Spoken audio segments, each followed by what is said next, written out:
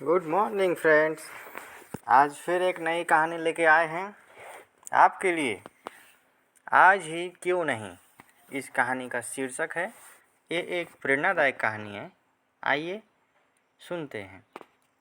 एक बार की बात है, एक शिष्य अपने गुरु का बहुत आदर सम्मान किया करता था। गुरु भी अपने इस शिष्य से बहुत स्नेह करते थे, लेकिन वह शिष्य अपने अध्ययन के प्रति आलसी और स्वभाव से दीर्घसूत्री था।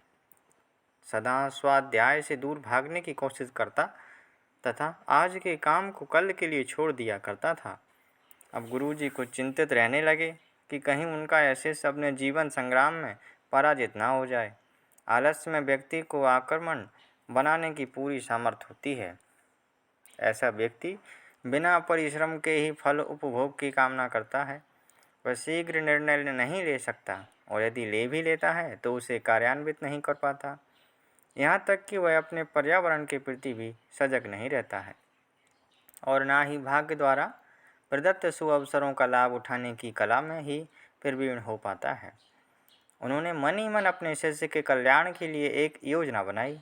एक दिन एक काले पत्थर का एक टुकड़ा उसके हाथ में देते हुए गुरुजी ने कहा, मैं तुम्हें यह जादुई पत्थर का टुकड़ा 2 दिन के लिए देकर कहीं दूसरे गांव जा रहा हूँ।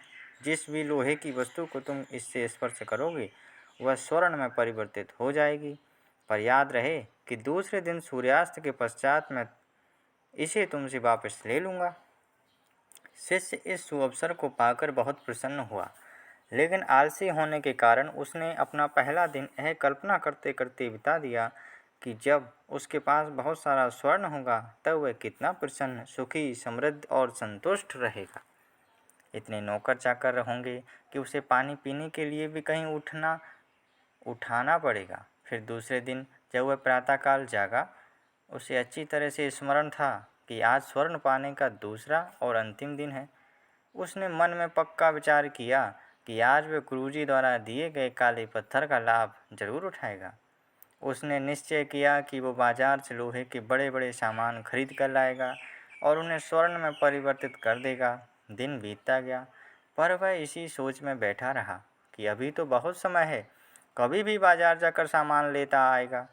उसने सोचा कि अब तो दोपहर का भोजन करने के पश्चात ही सामान लेने निकलूँगा, परंतु भोजन करने के बाद उसे विश्राम करने की आदत थी और उसने बजाय उठ के मेहनत करने के थोड़ी देर आराम करना उचित समझा। पर आलस्य से परिपूर्ण उसका शरीर नींद की गहराइयों में खो गया और जब वो उठा तो सूर्यास्त होने को था। अब वह जल्दी जल्दी बाजार की तरफ भागने लगा, पर रास्ते में ही उसे गुरुजी मिल गए। उनको देखते ही वह उनके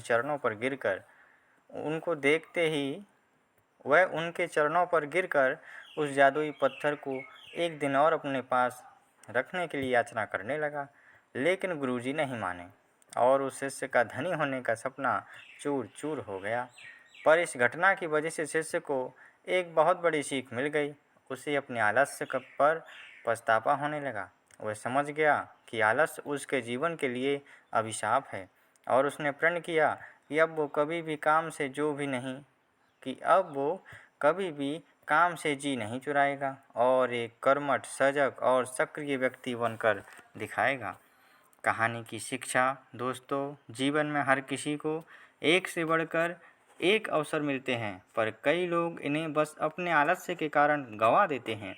इसीलिए मैं यही कहना चाहता हूँ कि यदि आप सफल, सुखी, भाग्यशाली, धनी अथवा महान बनना चाहते हैं तो आलस्य और दीर्घसूत्रता को त्याग कर अपने अंदर विवेक, कष्ट साध्य श्रम और सतत जागरूकता जैसे गुणों को विकसित कीजिए। और जब कभी आपके मन में किसी आवश्यक काम को टालने का विचार आए तो स्वयं से एक प्रश्न कीजिए, आज ही क्यों नहीं।